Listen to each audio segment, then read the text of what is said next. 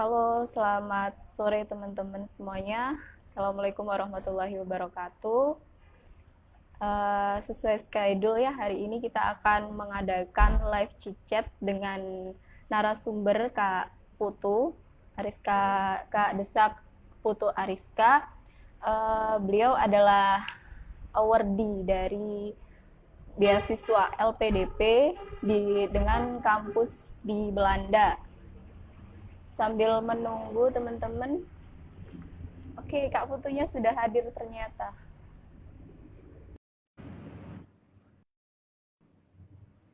Oke, masih loading ya teman-teman. Halo. Halo Kak. Aduh. Selamat. Selamat sore Kak Putu. Halo, selamat sore semuanya. Oke, Kak Putu sekarang lagi di mana nih? Sekarang lagi di Jakarta nih. Oke, di Jakarta. Gimana Kak Putu? Sehat Sehat, sehat, kabarnya? sehat. Baik, baik. Uh, Alhamdulillah. Suara saya jelas nggak ya? Jelas, jelas, jelas Oke, Kak. oke, oke. Iya, jelas. Oke, Dija gimana kabarnya? teman-teman. Oke, saya alhamdulillah baik Kak. Saya asli Kediri, jadi Oh, alhamdulillah aman-aman. oh baik ya di Jakarta. Iya, Nggak seperti di Jakarta ya. iya. Gimana di sana masih itu ya Kak ya? Masih banyak ya? Iya, kasusnya naik terus dan ya semakin begitulah. Oh, ya udah semoga diberikan kesehatan selalu Kak. Ya, amin, amin, amin. Kita Oke, ngobrol-ngobrol santai saja gitu ya Kak ya sistemnya. Saya tanya-tanya aja ke Kak Putu. ya siap, siap. Oke, udah jadi Kak Putu ini kemarin dengan beasiswa LPDP di kampus Wageningen University ya, di Belanda ya Kak ya. Iya, betul. Saya di Wageningen Itu University. Ya, siapa nih mau ngomong? kemarin ya, kemarin Kakak itu pakai apply kampusnya dulu apa beasiswanya dulu Kak? Nah, kebetulan kemarin itu saya apply-nya itu beasiswanya dulu. Jadi beasiswa LPDP-nya dulu. Kan saya lulus itu tahun 2016 ya. Jadi udah sekitar 4 tahun yang lalu sebenarnya ya. Jadi Maret itu lulus, tapi belum wisuda. Jadi belum punya ijazah dan juga apa masih pakai SK gitu loh. Nah, waktu itu Oh masih daftar LPDP pakai masih bisa SKL pakai ya? itu. Jadinya ya udah nih sambil nunggu dan penuh kegalauan mau daftar nggak ya. Terus saya waktu itu juga kondisinya belum punya IELTS gitu kan.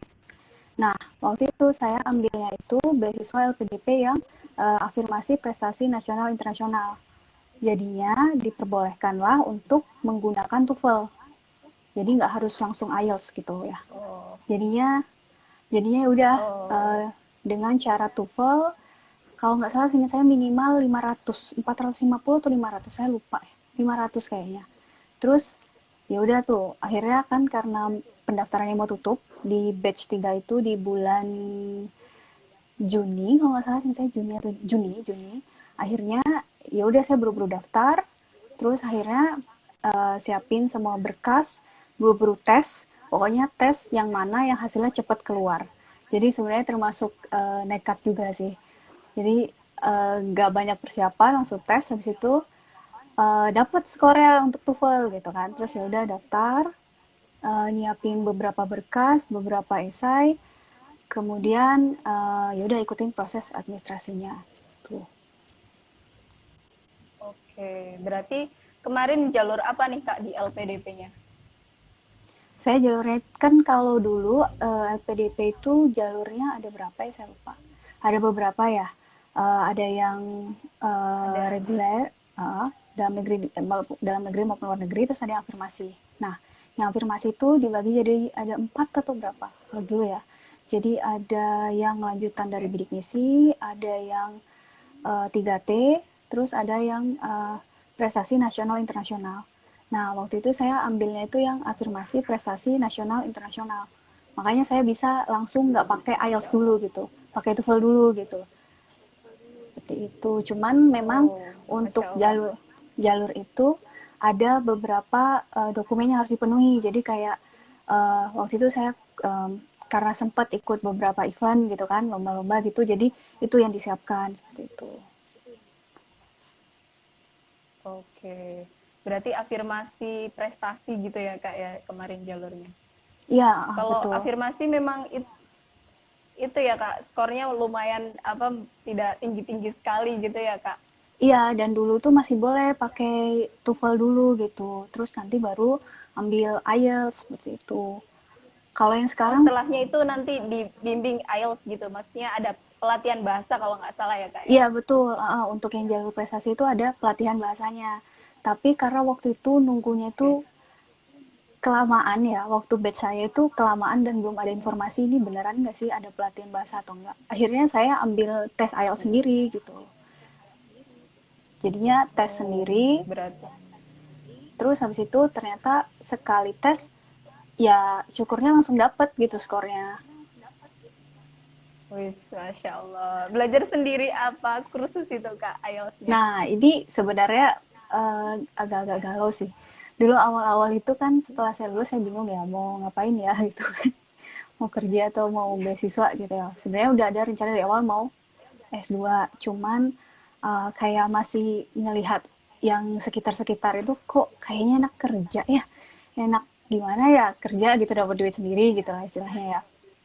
Terus akhirnya saya sempat sebelum habis selesai skripsi kalau nggak salah itu saya ke Pare jadi 1 bulan gitu kan.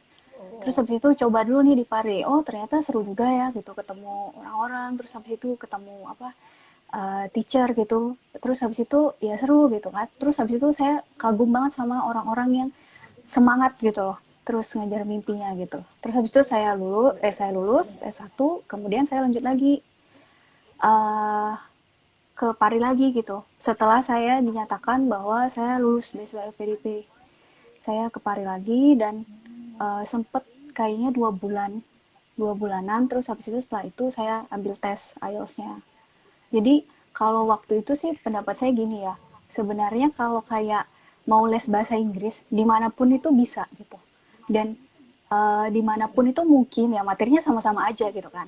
Cuman kenapa saya akhirnya pilih iya. untuk ke Pare karena di situ tuh vibes-nya, maksudnya lingkungannya itu mendukung banget gitu loh.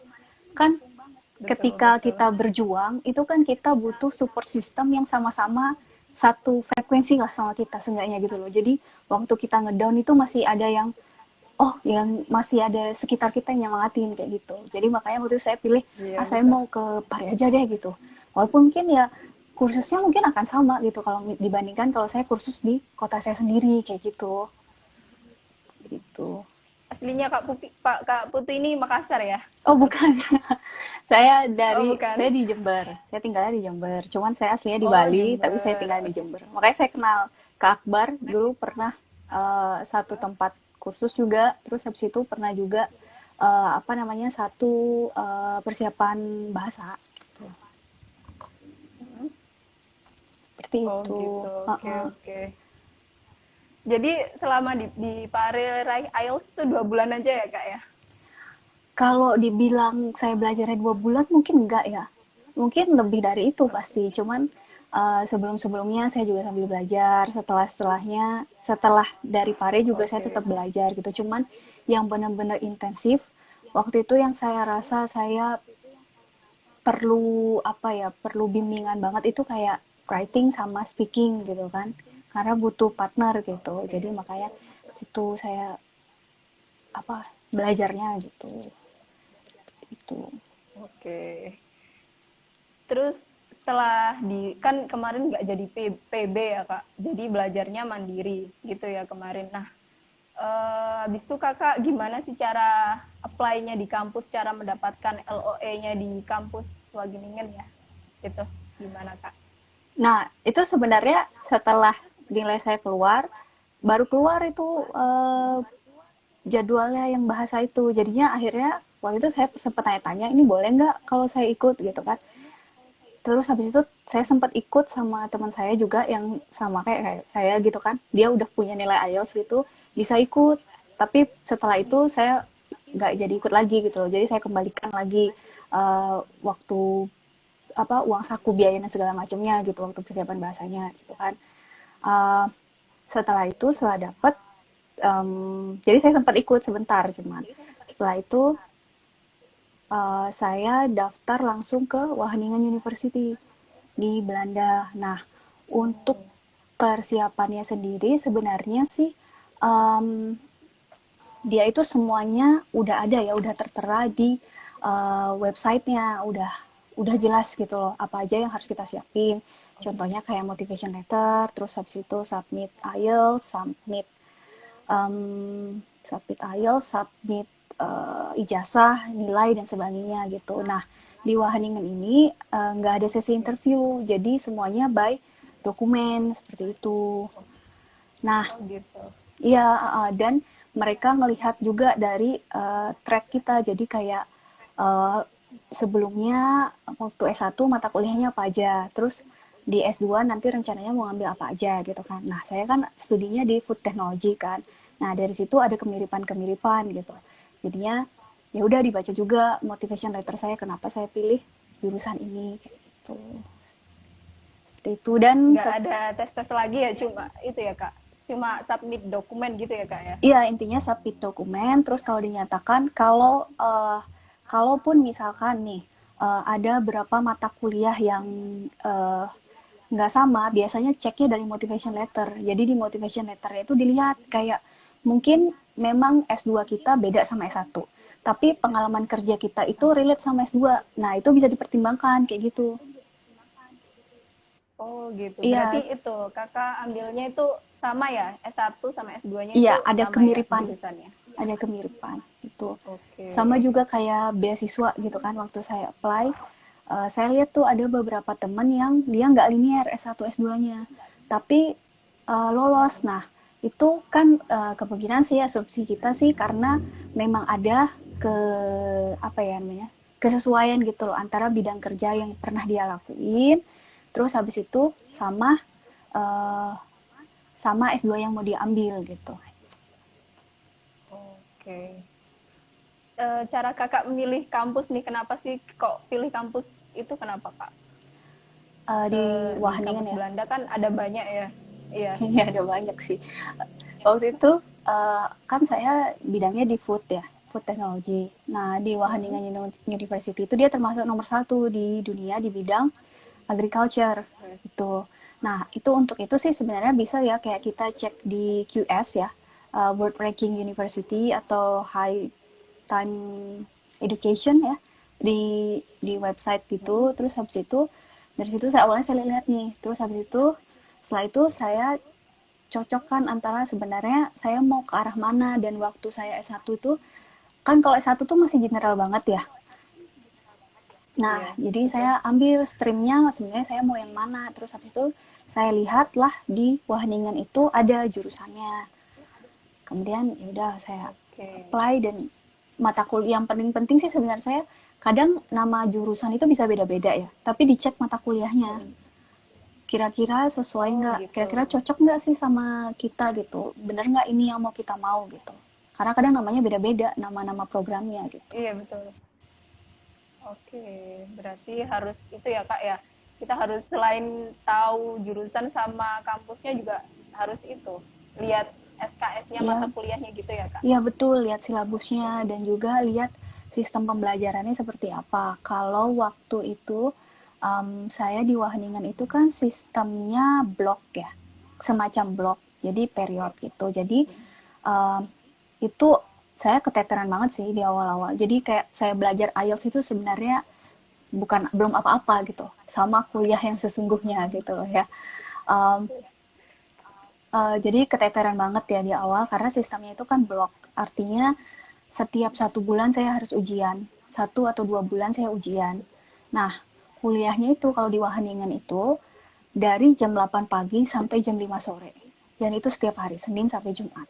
Tapi kadang ada juga sih yang kayak 1 hari nggak ada kelas gitu, jadi tugasnya sendiri. Gitu. Ada juga yang kayak gitu. Nah, itu um, waktu awal-awal saya keteteran. Sampai lulus saya masih keteteran deh.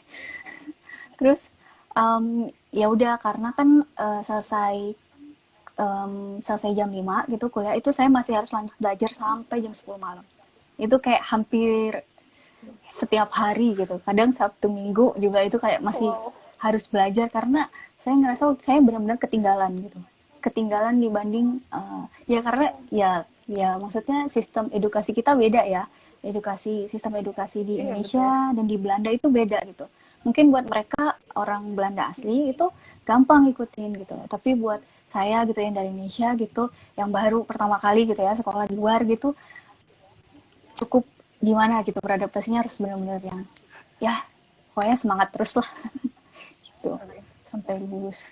Tapi itu ya Kak, membantu banget ya Kak, bisa di IELTS itu kan membantu gitu ya Kak ya. Iya membantu, tapi IELTS tuh seperti apa ya pintu gitu lah ya. Tapi sebenarnya nanti pada akhirnya aplikasinya itu sangat luas gitu.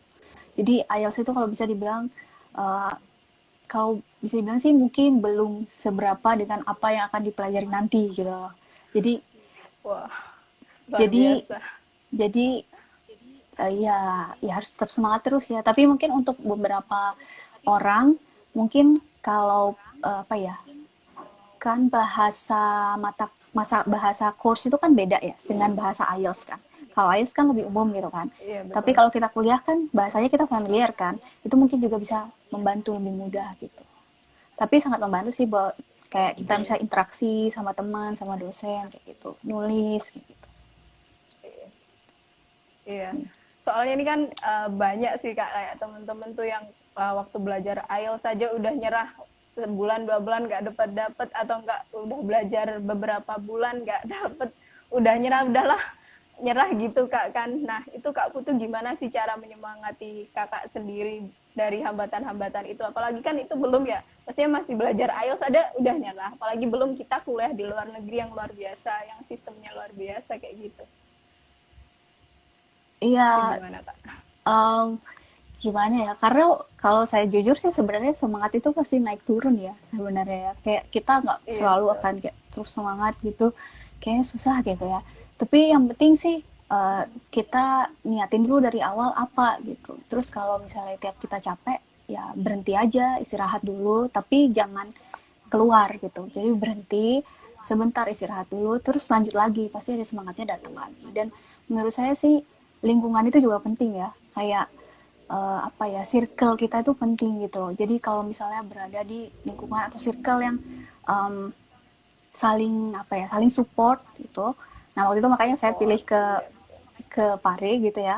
Itu sangat membantu gitu. Jadi waktu ngedown, saya sering Oke. tuh waktu writing, aduh nilai saya nggak ada apa-apa. Kayak satu kelas tuh kayak nilai saya paling jelek lah gitu lah, nggak bisa saya writing gitu kan waktu itu. Iya, Oh itulah. gitu. Gimana cara Kak Putu nih, biar kan kadang kita, saya sendiri sih Kak masih belajar juga sih di bahasa Inggris karena masih nol sekali, dulu nggak suka gitu. Nah gimana sih Kak cara menyemangatinya Kakak, gimana saya harus tetap apa lanjut belajar gitu, harus tetap semangat gitu Kak intinya. Iya betul. Jadi um, kalau menurut saya sih, kalau capek boleh berhenti sebentar, istirahat. Tapi terus lanjut aja gitu. Kan kita, yang penting ingat aja niat dari awal itu apa. Dan yang kita kerjain sekarang itu, IELTS sekarang itu sebenarnya belum ada apa-apanya. Kalau nanti kalau udah kuliah gitu.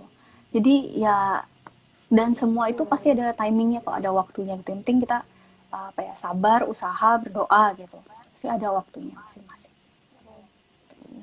Oke. Terus di waktu Apalagi ya. waktu itu saya pokoknya kalau misalnya gak mood belajar ya nggak belajar gitu tapi dengerin apa ya podcast atau nonton film gitu-gitu aja yang maksudnya pekerjaan yang ringan-ringan aja gitu. Tapi nggak lama-lama gitu kan ya, apa ya maksudnya sehari 2 hari gitu ya Kak ya. Iya, ya pernah juga yang seminggu kayak gitu sih, pernah naik turun lah sebenarnya mood ya kan. Makanya Betul. makanya kayak circle itu penting banget sih waktu itu saya udah kayak Betul. males gitu ya, capek gitu sih sebenarnya. Tapi lihat kayak teman saya itu kayak semangat. Saya punya teman itu dia sampai 7 kali tes IELTS dan Tapi Wow, dia tuh terus semangat loh. tinggi kali. Iya, maksudnya wih, semangatnya pokoknya luar biasa dan saya kagum banget gitu loh sama orang itu. Dan dari situ saya lihat loh, orang ini sampai 7 kali tapi dia terus gitu loh semangat. Masa saya baru nggak bisa ngerjain gini aja udah loyo gitu lah gimana. Jadi ya lingkungan Oke, circle itu ya mendukung lah. oke. Selama di luar negeri nih Kak, selain hambatan belajar, ada nggak sih hambatan-hambatan lainnya gitu? Uh, Kayak culture shock atau apa gitu? Ya mungkin yang pertama itu awalnya mungkin bahasa ya, karena kayak waktu awal-awal kan bahasa Inggris kan bukan bahasa sehari-hari saya ya. Jadi kayak awal-awal mungkin masih Betul. kaget gitu ya masih terbiasa lah ngomong-ngomong kayak gitu, ngomong bahasa gitu. Tapi lama-lama juga kebiasaan gitu, apalagi sekarang kerjaan saya hampir tiap hari saya harus ngomong bahasa Inggris. Jadi masih kepake terus lah seenggaknya gitu kan. Kalau bahasa kan harus dipakai terus kan uh, Iya betul. supaya kita ingat gitu kan, ya kan. Terus yang kedua itu mungkin ada sedikit perbedaan budaya gitu ya. Tapi ya biasalah, maksudnya itu hal yang ya misalnya biasa gitu dan kita. Tapi yang saya paling shock itu sebenarnya sistem edukasinya sih, sistem sistem belajarnya yang saya bilang itu. Jadi saya tiap hari harus hampir tiap hari saya belajar tuh sampai malam gitu di kampus di perusahaan tuh sampai malam gitu loh, untuk Iya, lo biar lulus nih. luar Nggak mau biasa. pokoknya kalau nggak lulus 2 tahun nanti harus bayar sendiri kan gitu kan. Jadi LPDP kan kontraknya 2 tahun kan, kalau nggak harus bayar sendiri. Aduh, kalau bayar sendiri duit dari mana gitu loh. Jadi ya pokoknya ya harus lulus gitu, harus 2 tahun harus sudah selesai gitu. Dia ada kayak kalau kita ingin sesuatu pasti ada sesuatu yang harus dikorbankan kayak gitu. Oke, siap, siap, siap. Waktu kembali di LPDP nih Kak, karena kampus kan udah ya. Di LPDP menurut Kakak tuh prosedur yang paling sulit tuh apa Kak di pendaftarannya? Sebenarnya kalau LPDP itu kadang dia regulasi, proses pendaftarannya ganti-ganti ya. Waktu itu saya tahun 2016 itu stepnya masih kayak administrasi, kemudian interview, habis interview FGD, kemudian essay on the spot. Menurut saya yang kayaknya sih yang agak tricky itu di FGD sama di interview. Kayaknya ya. Kalau di administrasi kan yang penting kita ikutin semua apa yang diminta gitu sama PDP dan dipastikan dokumen yang kita scan itu benar. Pokoknya dari segi administrasi benar-benar diperhatiin gitu ya. Itu bisa lah ya kan. Terus habis itu di interview, kalau saya dulu itu persiapannya itu kayak ngobrol gitu sama senior-senior saya, terus tanya gitu, gimana nih kalau interview biasanya gimana gitu. Terus saya selalu double check CV saya. Jadi apa yang saya submit itu saya baca lagi gitu. Kalau misalnya di CV saya pernah ikut organisasi ini gitu ya. Kan saya orangnya pelupa ya. Itu saya udah ngapain aja tuh saya lupa gitu kan. Jadi saya ingat-ingat, oh di organisasi ini dulu project saya, proker saya ini gitu. Jadi kalau misalnya ditanya, saya langsung bisa jawab gitu loh. Jadi kan kalau di interview itu kan sebenarnya tujuannya untuk mengkonfirmasi ya, apakah benar yang ditulis itu kamu gitu loh kan, kayak gitu kan. Jadi ya waktu itu saya baca skripsi saya lagi gitu, saya ngapain di skripsi ini dan hasilnya apa gitu, kayak gitu. Kemudian tapi Oh, pertanyaan waktu interview itu, waktu saya itu kadang ya ada yang lucu-lucu gitu. ada hal yang nggak terduga. Iya, Oh, waktu itu saya pernah gitu. Ada hal yang nggak terduga gitu nggak sih Kak? waktu itu saya pernah disuruh nyanyi apa ya, Satu Nusa Satu Bangsa kalau nggak salah.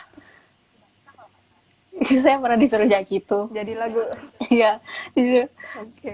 tahu nggak anak ini gitu kan, bisa nggak nyanyi ini lagu ini gitu. So gitu saya karena deg-degan saya lupa lirik depannya apa ya. Jadi ya saya Oke. nyanyi refnya aja gitu. Terus ditanya kayak Oke. punya pacar nggak, kayak gitu. Jadi kalau nanti ketemu orang di sana gimana, mau pulang atau enggak gitu gitu. Ya, Ke arah pribadi ya iya, Kak. mungkin lihat psikologi ya, Oke. psikologis Betul, tiap betul. orang tuh. Oh, jadi persiapan Kakak waktu apply itu yang paling sulit itu interview ya Kak ya? Interview dan Nah, FGD sih sebenarnya. Karena waktu FGD itu saya FGD. benar-benar yang ngerasa ngedown ya. melihat peserta-peserta yang lain itu Iya, keren-keren betul. banget gitu. Terus Keren banget. cara menjawabnya itu kayak, aduh saya nggak kepikiran itu apa gitu. Jadi tapi akhirnya saya Betul. nanyanya itu, saya pokoknya saya sering inget ya kalau FGD itu uh, ikut berpartisipasi tapi tidak terlalu mendominasi. Itu yang pokoknya itu Oh yang iya, betul. selalu saya inget gitu kan. Jadinya udah berapa pendapat.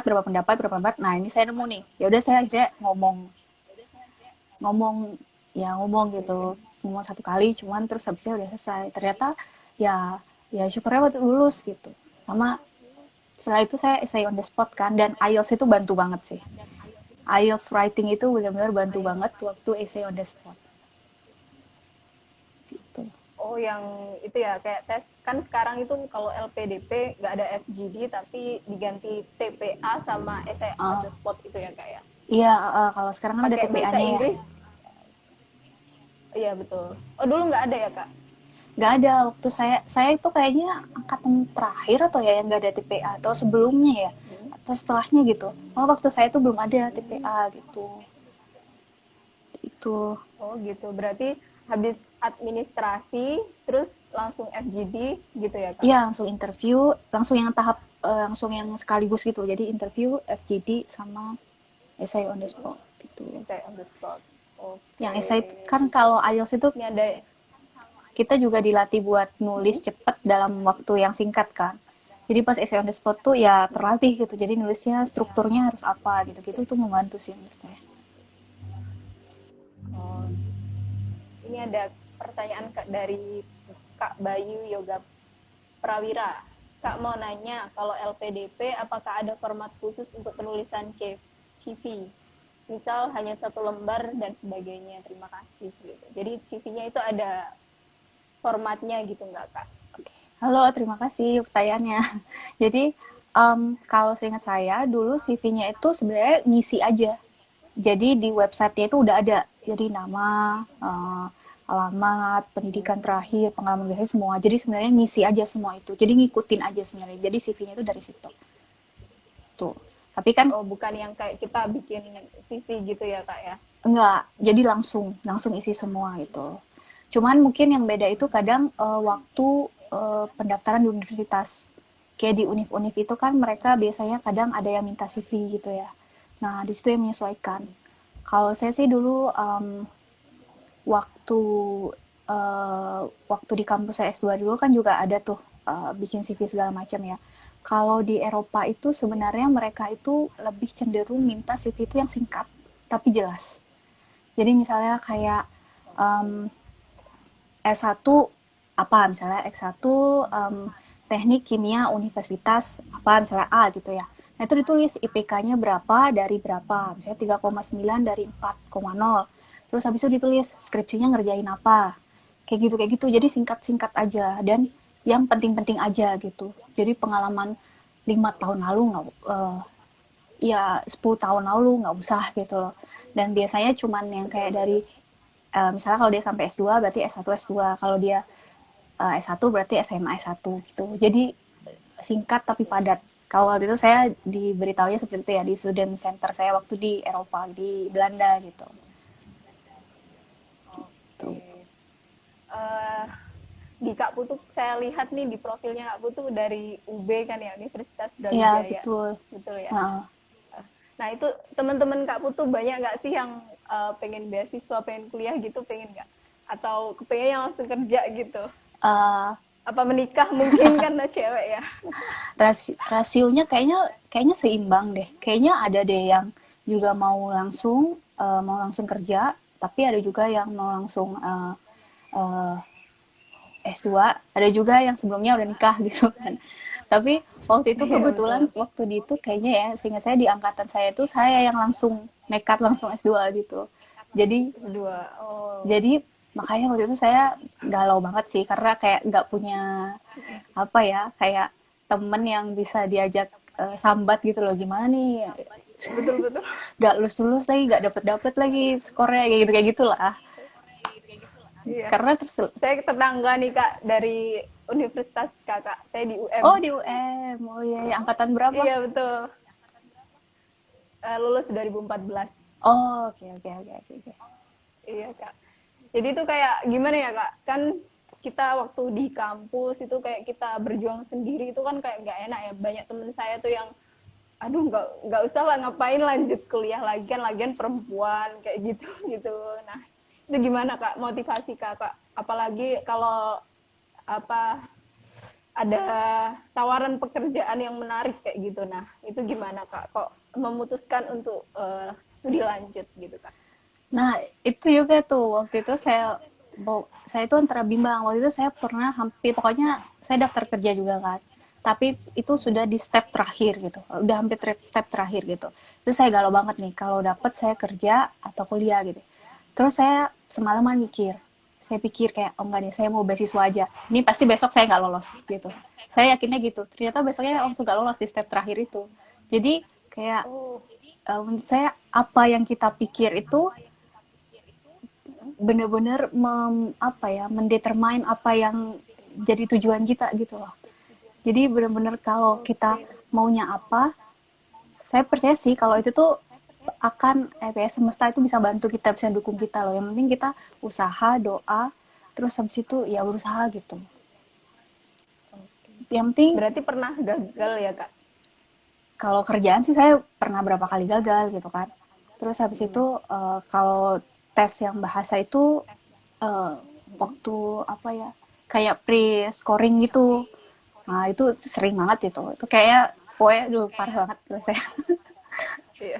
Pokoknya intinya inget aja lah yang menjalani hidup kita. Jadi kayak kita pengennya apa, hidup cuma sekali, ya udah kita kejar aja gitu lah. Selama masih sehat, selama masih bisa gitu. Tuh. Masya Allah. Ini ada pertanyaan dari Kak Puspa Kemala ya, 16. Kak, maaf mau nanya dong, kebetulan saya sendiri kan masih SMA. Nah, untuk persiapan matang yang awal supaya mampu untuk kuliah di Belanda itu gimana, Kak?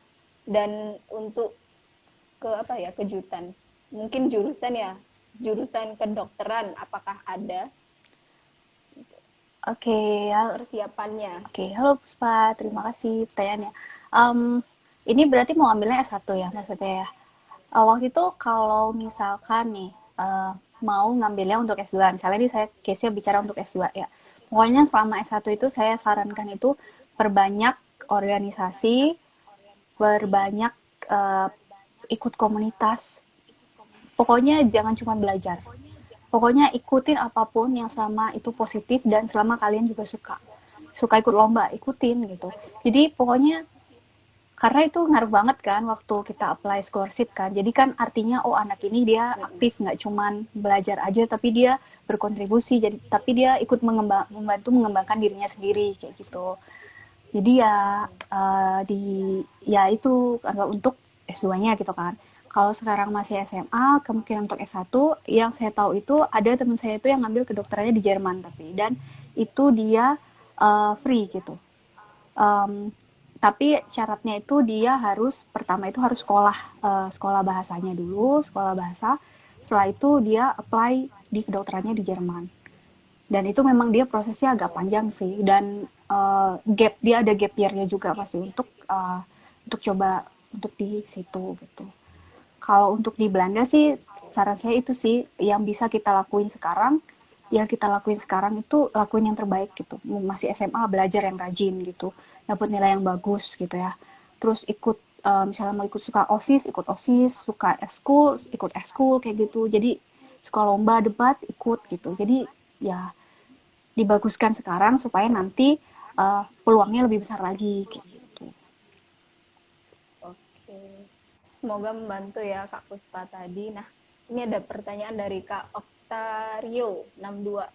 Izin mau nanya Kak, kalau kita daftar S2 di luar negeri gitu, apakah kita masih mencari dosen pembimbing di sana dulu Kak? Atau seperti menghubungi via email? Gimana Kak? Oh oke, okay. Thank you. Terima kasih pertanyaannya. Tergantung ya, tergantung universitasnya ya. Kalau di Wageningen itu dan setahu saya beberapa kampus di Belanda juga dan di Eropa, biasanya kita langsung lewat admission-nya. Jadi langsung lewat jadi langsung melengkapi syarat administrasi. Terus kalau misalnya disuruh ngirim motivation letter, pokoknya melengkapi lah segala jenis administrasi kayak gitu. Karena biasanya um, dosen pembimbing itu nanti akan kita dapat ketika kita mengerjakan tesis gitu. Dan untuk kita mengerjakan tesis biasanya ada chair grupnya sendiri-sendiri gitu. Nah, tiap departemen itu ada tuh masing-masing. Nah, itu biasanya nanti setelah kita lulus gitu, setelah kita 1 tahun 1 tahun lulus di course-nya. Soalnya kalau di Belanda dulu itu kan ada syaratnya. Jadi 1 tahun itu seingat saya 36 ya. Jadi seingat saya kalau nggak lulus 36 SKS, visa kita tuh diberhentikan. Jadi harus lulus setahun itu. Kalau nggak ya pulang gitu. Jadi belum selesai Waduh. pulang. Jadi harus benar-benar yang niat gitu. Pokoknya selesai itu 1 tahun 36 SKS, baru lanjut di tahun kedua. Nah, di tahun kedua itu kita ngerjain yang tesis gitu. Nah, untuk beberapa kampus lainnya, yang kayak saya tahu teman saya di Jepang itu, dia awalnya nyari dosen pembimbing dulu gitu. Jadi memang biasanya menyesuaikan mau di kampus mana. Nah, yang di Jepang itu, teman saya itu dibantu sama dosen saya S1 gitu. Jadi dikenalin, ada nih prof ini gitu, coba. Terus habis itu dia menghubungi sendiri, terus habis itu menyampaikan ini gitu. Jadi beda-beda lah intinya. Dan biasanya itu semua selalu ada di website masing-masing kampusnya gitu. Kampusnya. Mm. Oke, semoga membantu ya tadi.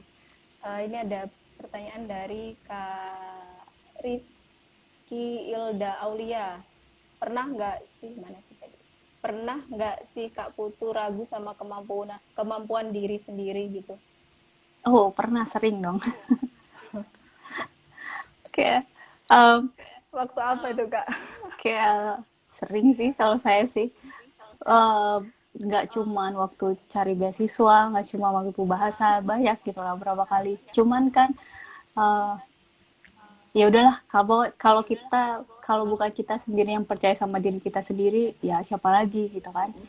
Makanya menurut saya itu pentingnya untuk balance. Jadi jangan terlalu sering ngelihat ke atas dan juga jangan terlalu sering lihat ke bawah. Jadi seimbang di situ. Karena kan kalau kita sering lihat ke atas tuh kayak kita minder gitu. Kayak nggak bisa apa-apa deh.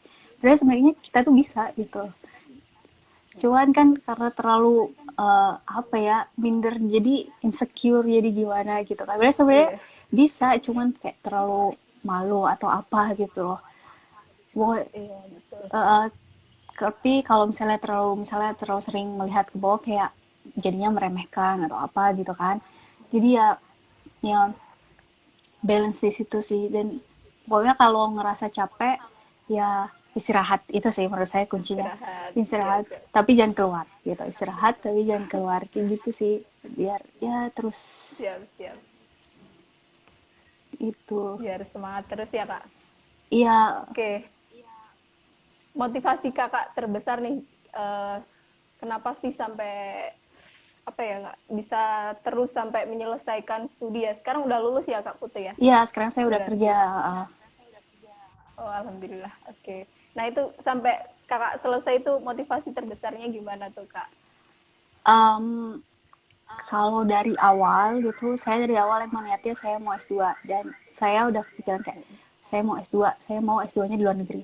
Walaupun mungkin sebenarnya S2 dimanapun itu sebenarnya sama aja, yang akan dipelajari itu sebenarnya semua sama aja gitu kan, materinya sama aja, cuman kan yang membedakan itu kan mungkin lingkungannya gitu kan. Nah itu tuh yang pengen saya pengen tahu education di luar itu kayak gimana sih gitu, dan itu sangat mempengaruhi mindset gitu, mindset saya gitu kan.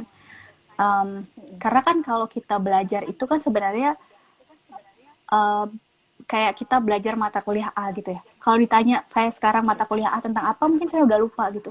Tapi kan yang penting dari belajar itu kan mindset kita gitu loh. Cara kita berpikir, mengambil keputusan. Nah, itu yang saya waktu itu mau cari. Makanya saya kayak kekeh banget. Pokoknya saya harus di luar waktu itu gitu kan. Terus ya udah. Terus habis itu udah selesai. Um, saya selama S2, dan saya ngerasa emang berat sih untuk kuliah di sana gitu ya, dengan sistem yang sangat berbeda itu. Saya sih kalau pikirnya sih rasional aja, kayak saya mau selesai, saya nggak mau bayar. Maksudnya Oke. Saya harus selesai 2 tahun. Ya udah ada kontraknya gitu ya kak ya, soalnya di LPDP ya. Iya, kayak saya mau selesai tepat waktu, saya mau selesai tepat waktu kayak Oke. gitu kan. Terus kadang saya pikirnya karena saya ngerasa saya punya gap gitu kan.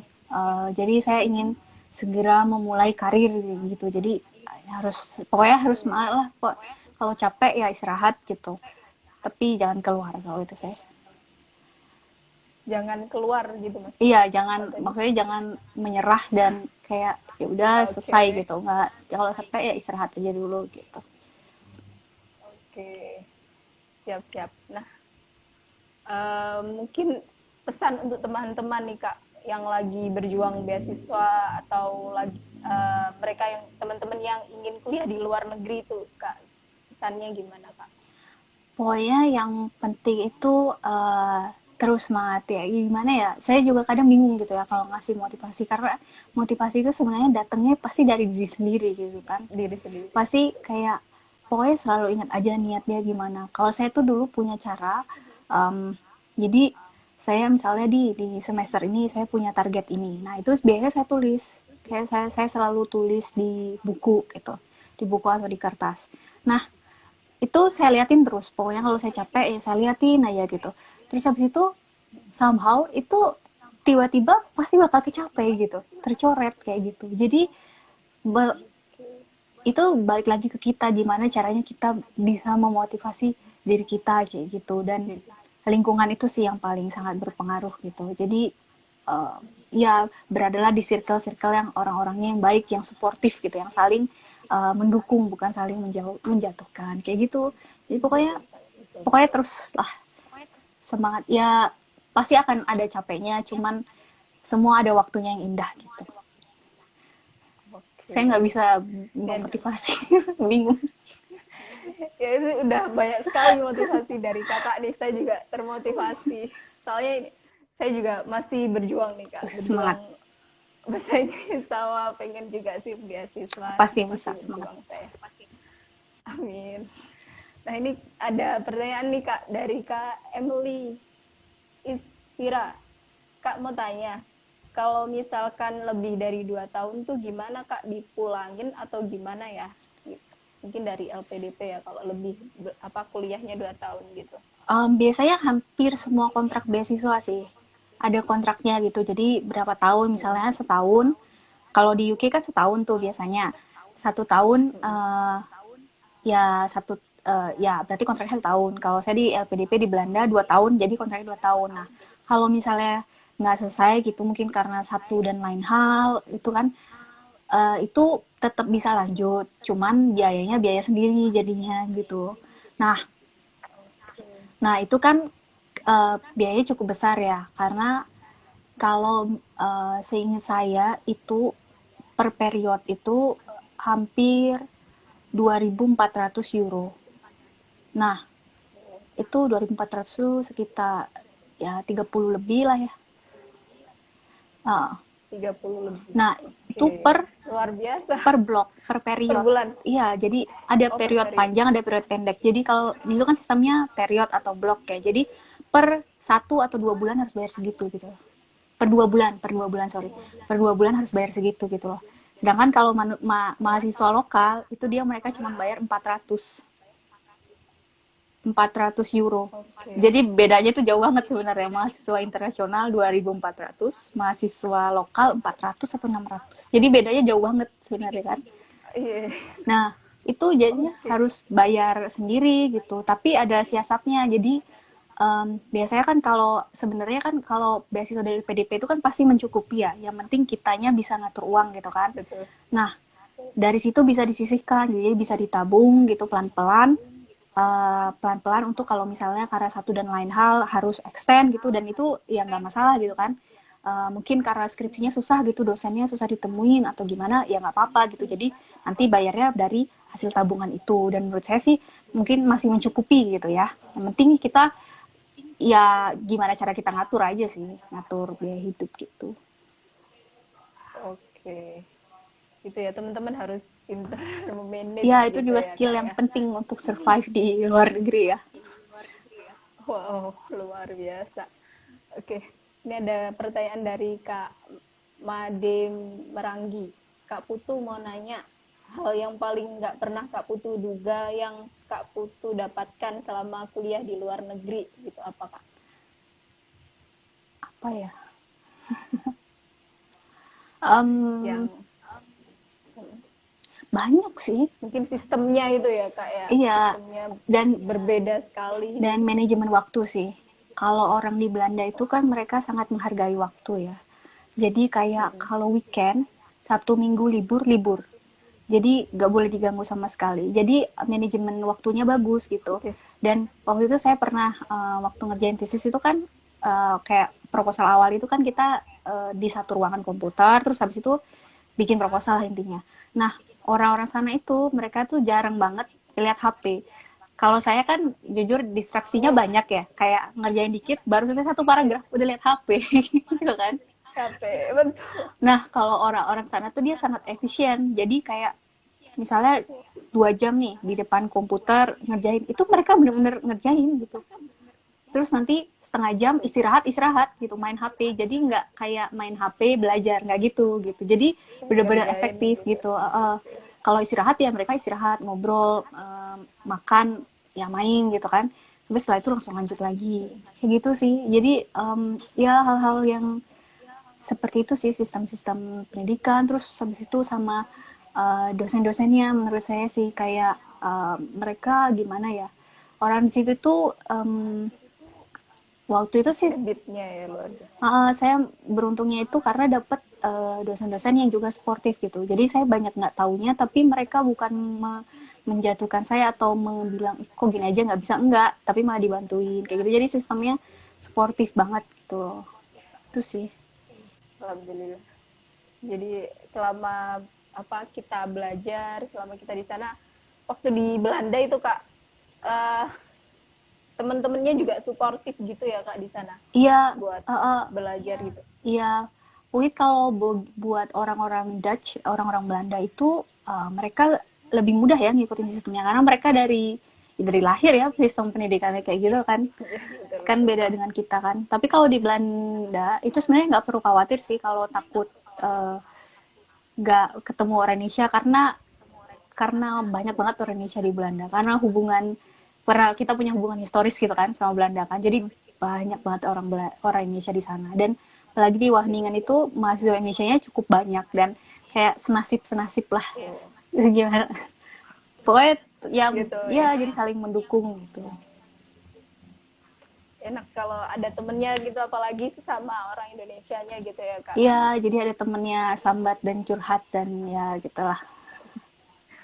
Ya, siap siap siap. Oke. Saya rasa cukup nih. Ada yang bertanya lagi nggak ya? Oke, udah tidak ada. Oke, terima kasih Kak Putu atas sharingnya hari ini. Oke. Semoga dapat menginspirasi teman-teman dan juga semoga Kak Putu diberikan kesehatan selalu Amin. dan kelancaran pekerjaannya ya Kak, yang Amin. sudah bekerja sekarang. Iya.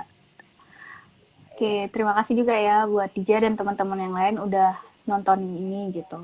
Kalau misalnya ada mau diskusi tentang Wageningen dan LPDP, kalau selama saya masih bisa bantu, silahkan tanya-tanya aja gitu ke saya. Siap Kak. Nanti saya bakal tanya-tanya Kakak di chat nih. Oke, siap. Oke. Oke, selamat sore Kak Putu dan assalamualaikum warahmatullahi wabarakatuh. Bye. Bye.